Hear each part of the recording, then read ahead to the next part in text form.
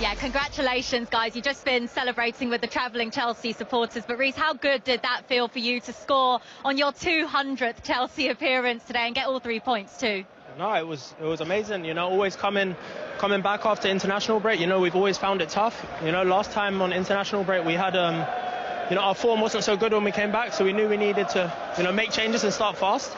And you know, coming here is a super tough place to come. And in our first half we created a few chances, but you know, it was 0-0. And you know, second half we came alive, and you know, we got the 3 points. Josh, what a special moment for you. Your first senior goal for Chelsea. How did that feel?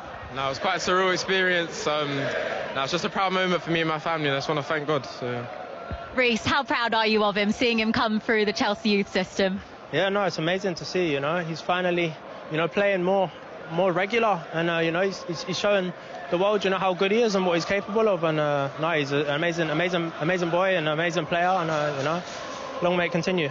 As two academy boys, what's it like for you having someone like Reece to look up to, who's now the captain of this club? Yeah, it's that inspiration to know that you can come through the academy and play for Chelsea first team. So I'm also grateful for Reece and all the other academy players, as they give me lots of support, so it's good.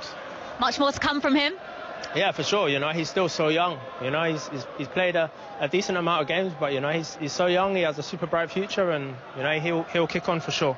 You talked about the importance of getting this result today. How tough did you find it out there, particularly in that first half, as you mentioned, knowing that this Forest team were going to be fighting for absolutely everything today? Yeah, of course. They made it tough for us. You know, it's always hard, you know, playing against a five, you know, when they was maybe slightly more defensive. But, you know, as the game went on, you know, we kind of got into our rhythm a bit more and, you know, created more. And then we finally, you know, took the chances when they fell to us.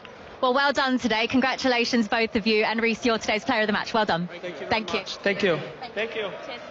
But Gary, there was a lot of focus, wasn't there, of course, on Nottingham Forest and all the build-up we spent talking about Ange Postecoglou. But we should mention, you know, well done Chelsea, getting the job done into the top four, because, you know, on their first half performance, 3-0 didn't look like it was on the bingo card, did it? No, it didn't, certainly didn't. So credit to Chelsea, you know, for obviously getting the job done, like we said. These are the games that you need to win if you want to challenge up near the top. But Nottingham Forest made it very difficult for Chelsea, especially in the first half. You could say slightly fortunate, because at this level you have to take your chances. From Nottingham Forest point of view, the game could have been dead and buried. There was numerous chances in that first half. They didn't take them, and this is a level you get punished. I think there was 2 goals in 3 minutes, and that's the game finished. So credit to Chelsea, they got the job done, 3 points in the pocket. You know, that's Forest is unfortunate. Shay, you thought those Forest chances could come back to haunt them, and you were right. Yeah, I think Maresca as well at half-time said the first half wasn't good enough, and of course they didn't take them. This is obviously the first goal. It's a brilliant ball from Neto, don't get me wrong, it's a fantastic ball, but we're trying to look at the defensive side of things here from a Nottingham Forest. Murillo gets attached to Geu, and he's not, doesn't know that Josh is behind him. He really doesn't. There's a gap between him and Marato around the back. Champong is free as a birdie. You know, 19 Premier League first goal. It's don't get an easier header. Well, I don't think, to be honest. But from a Nottingham Forest point of view, I think Murillo's got to pass him on to Sangara. He's got to drop into the space. I feel for Marato around the back, because he's a 2v1 around the back, and it's a simple goal in a sense. But what does make the goal, take nothing away from obviously being in the box, but the ball from Neto was world class. Brilliant ball. What does the former centre back make of that though in the 6-yard box? It was a great summary. It was a great summary from the goalkeeper's point of view. I think he's right, Murillo. I think where he falls short, he's just not scanning initially. I'm not sure he's aware that Champong was behind him. You know, initially he's got his man, or he thinks he's got his man, he's touched tight, he goes behind, and obviously he's got a free header now. The gap is too big, but like I said, I think the error comes initially from not just opening your body position and just scanning just to see. He wasn't quite aware that he was behind him. He felt the man next to him, he went with that run, obviously neglecting the guy behind. But take nothing away. This is the quality, this is the difference sometimes, and Neto's involved in obviously the 2 goals, but this is sometimes the quality. If that ball's short, it's cleared away. The ball was inch perfect. And the damage came in quick fire, didn't it? What did you make, Shay, of the wall, the setup from a Forest point of view for this Pedro Neto free kick? Well, again, I think there's a camera shot the Ange after this, and it's really poor. Honestly, it's so poor defending. We highlight here Jesus in the wall. I don't know where he goes. Keep an eye on him. He takes a step to the right, leaves a massive gap now. That's where he's supposed to be standing. Well, exactly where we have that shaded ground. Sales has a look. I think he leans to his right-hand side. You see he's putting his weight to the right-hand side. He's trying to get a look at the ball because as a goalkeeper you feel a bit, you know, if you can't see the ball you're in trouble. But again, take nothing away from Sales. I think he should save it. I think he should go with one hand. I think he should drive off and make the block. You know, Ned is thinking, I hit the target, I've got a chance. But again, from a defensive point of view, there was, as I say, there's a close-up of the manager, and he's gone down these hunkers. You know, that's a basic defending. He should stay in the wall, Jesus. Sales should save it as well. Couple of mistakes there, and they're 2-0 down, mountain to climb. Very clever set piece in a way as well. You know, just that movement, that 1 yard of moving the ball, because I remember him going through that period at Tottenham as well, and I think he came in the press conference and said we don't really work on them. I think you should work on them now. You know, when you're paying the price and it's costing you, I think you should, but that's not a great stat. Is that you concentrating on the weeds coming up? The weeds. The weeds that he spoke about before? Yeah, there weren't many flowers, which is what he was hoping for. No, he wasn't. There wasn't, no. It got worse, didn't it? I mean, it could have been more than 3. I mean, that's the only sort of positive, that it didn't get completely ugly, but the third came from Reece James late on. Yeah, it's technically gifted, Reece, so obviously he's in the right place, right time, falls to the right man. But I agree, I think the keeper could have maybe been a little bit more commanding in that instance. Yeah. Going back to the set-piece chat, I mean, I say it's 11 out of the 18 goals. That is more than double of anyone else in the Premier League during that time. And you know, to throw a few more stats at you, Ange Postecoglou at Tottenham, in the 2 seasons there, it was 41 from set-pieces, which during that period, only Wolves were worse. I mean, and then you have him defiantly saying we don't need to work at set-pieces.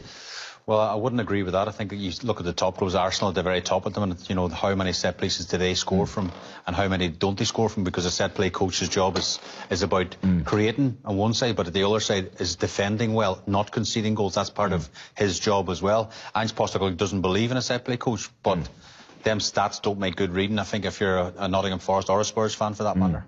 So there weren't too many flowers, but there were some green shoots, and when we talked about the ones in the first half, there were a couple of green shoots in the second half.